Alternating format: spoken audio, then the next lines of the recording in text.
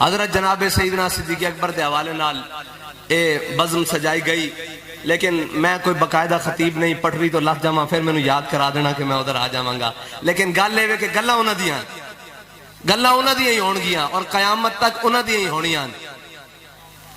حضرت جناب سیدنا صدیق اکبر ریاست مدینہ دے پہلے حاکم، ریاست مدینہ دے پہلے خلیفہ، ریاست مدینہ سمجھ رہے ہو نا، ریاست مدینہ دے صلی اللہ علیہ وسلم، حضور دی ریاست جڑی آپ نے تعمیر فرمائی اس دے پہلے حاکم اور پہلے خلیفہ۔ اسلام دے اتے ہمیشہ سخت وقت ہی رہن، اور استاد فرمایا کردے سن جدو اسی ود ہویا نا تعداد یا وسائل سانو لیتر پین، جدو اسی تھوڑے رہے ہیں اساں لمحہ پائی رکھیا سارے نو۔ حضرت جناب سیدنا صدیق اکبر آپ نو جدو خلیفہ بنا دیتا گیا، بنے نہیں بنا دیتا گیا، اور اسلام دی یہی روایت آندھی بنایا جاندہ بندا کوئی بھی نہیں۔ اگر اسلام دی روایات زندہ رہن تو پھر بنایا جاندہ بندا زبردستی کوئی نہیں۔ حضرت عمر فرماندے سن یار کوئی میں نے 2 درہم دوے میری خلافت لے لوے۔ میں استاداں کو ایک گل پوچھی، میں کہا جناب اسی اسلام اسلام اسلام اسلام اسلام کر دیں، اسلام آگے کی کردا؟ پہلا کام کس طرح ریاست نو سنبھالدا؟ آپ نے جڑی گل فرمائی نا اس گل دے اتے ہزاراں کتاباں لکھیاں جا سکدیاں اور ہزاراں گھنٹے بحث کیتی جا سکتی، شاید اس گل دی گہرائی نو اسی نہ پا سکیے۔ آپ نے مینوں پتہ کی فرمایا؟ آپ نے فرمایا اسلام سب تو پہلے آندیاں نال عہدیاں دے پروٹوکول ختم کر دیندا، سب نالوں پہلے اسلام آندیاں نال عہدیاں دے پروٹوکول ختم کر دیندا۔ دیکھو امت دا خلیفہ بنیا حضرت جناب سیدنا صدیق اکبر، تے سب نالوں پہلے آپ نے جدو خلیفہ بن گئے اگلے دن اپنا سامان بنیا تجارت دا تے موڑے تے رکھیا تے بازار ال چل پے، کوئی پروٹوکول نہیں اور عہدے دا بھی کوئی پروٹوکول نہیں۔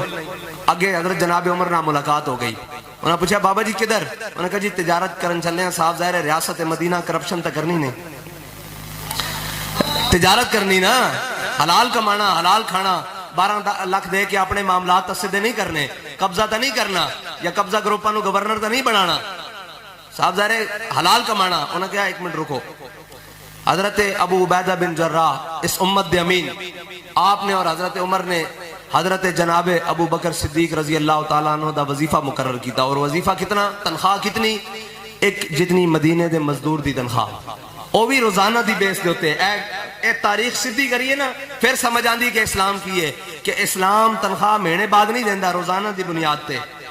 فرمایا ایک مزدور جتنی تنخواہ حضرت صدیق اکبر دے گھر تے پہنچ جاتی جائے گی۔ ایک گل واضح کس طرح ہوندی میں تانوں دسنا آگے، حضرت جناب سیدنا صدیق اکبر نو روزانہ دی بنیاد دے ہوتے مدینے دے ایک مزدور دے برابر تنخواہ ملنی شروع ہو گئی۔ حضرت جناب صدیق اکبر ایک دن گھر کھانا کھا رہا ہے تے آپ دی زوجہ مبارکہ نے جدو آپ دے سامنے کھانا لگایا تے آپ کھانا کھا کے فارغ ہوئے، آپ نے فرمایا گھر دے اندر کوئی مٹھی شے ہے تے لے آؤ کھان واسطے۔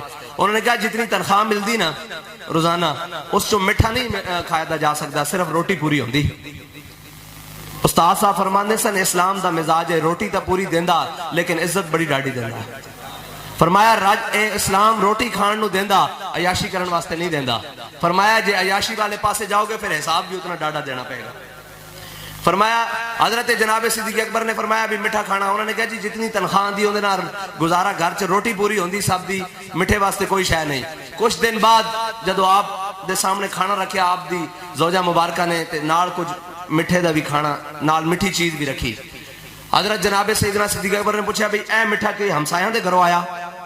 انہوں نے کہا جی نہیں، جتنی روزانہ تنخواہ ملدی نا ساڑی زبان چنوں کہوں گے بھی پائی پائی بچا کے میں رکھی روزانہ، اور اے مٹھا بازاروں خرید کے لیاندہ تے تواڈے واسطے بنایا۔ حضرت صدیق اکبر نے کھانا نہیں کھادا، آپ اسے وقت اٹھے اور بیت المال دی جانب چلے۔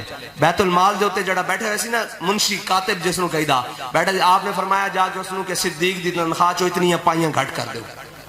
فرمایا کیونکہ صدیق اکبر دا گزارا اس انہاں مال تو بغیر بھی ہو سکتا ہے۔ اے ہے اسلام، اسلام نو سمجھن واسطے بڑا وڈا دل کرنا پائے گا، اسلام نو اپنان واسطے بھی بڑا وڈا دل کرنا پائے گا۔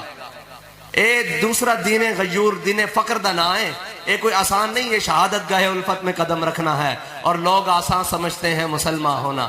صرف لا الہ الا اللہ پڑھنا جان چھوڑ جاندی نا تو میرے آقا و مولا صلی اللہ علیہ وسلم صحابہ نو لے کے کدی بدر چ نہ جاندے، کدی احد چ نہ جاندے، کدی خندق چ نہ جاندے، کدی تبوک چ نہ جاندے، کدی مریسی چ نہ جاندے، کدی مستلق چ نہ جاندے۔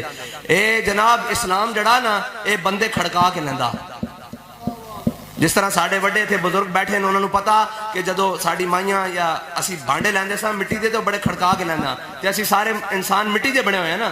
اسلام بھی کھڑکا کے لیندا, کدی بدر وچ لے جاندا, کدی احد وچ لے جاندا, کدی مریسی وچ لے جاندا, کدی مستلق وچ, کدی تبوک وچ لے جاندا. اور پھر وہ کھڑکاندا کس طرح؟ دیکھو اسلام دے معاملے صحابہ دا اسی عمل دیکھنے ہیں کہ وہ کس چیز سے ایک دوسرے نال ود جاندے سن. اسی ساڈی آج دوڑ کیڑی تے صحابہ دی دوڑ کیڑی؟